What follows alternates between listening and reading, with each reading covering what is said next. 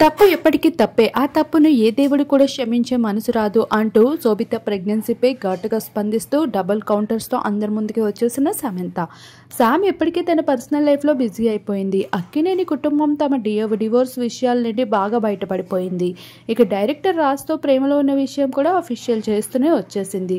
అటువంటి అమ్మడు ఇప్పుడు శోభిత ప్రెగ్నెన్సీపై ఘాటుగానే రియాక్ట్ అవ్వాల్సి వచ్చిందని చెప్పచ్చు. దానికి కారణం కూడా శామ్ పడ్డ కష్టాలు, తను ఎదుర్కొన్న నెగిటివిటీయే. తప్పు ఒకరు చేస్తే నిందలు మరొకరు భరించారు అన్నట్లుగా తప్పు చేసింది ఒకరైతే సమంత ఆ నిందలన్నీ మోస్తూ వచ్చింది ఇప్పటి వరకు. ఇక మొత్తానికి వాటన్నిటి నుండి బయటపడుతూ అక్కినేని కుటుంబం అయితే ఎంతో సాఫీగా వెళ్ళిపోతూ ఉంది శోభిత పెళ్లి తర్వాత. ఇక శోభిత ఏడాది తిరగకుండానే గుడ్ న్యూస్ని కూడా అందించేసింది. ఇక అక్కినేని కుటుంబం కోరుకున్న శుభవార్త చెప్పడంతో అక్కినేని కుటుంబం అయితే ఏకంగా గాల్లో తేలుతూ ఉన్నారు.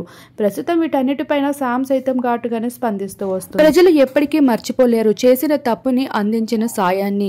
ఎప్పటికైనా తప్పు తప్పే అంటూ శోభిత ప్రెగ్నెన్సీపై తన చేష్టలపై ఘాటుగానే రియాక్ట్ అవ్వడం జరిగింది. ప్రస్తుతం శామ్ కి మద్దతు పలుకుతూ సోషల్ మీడియాలో కామెంట్స్ సైతం వెల్లువెత్తుతున్నాయి.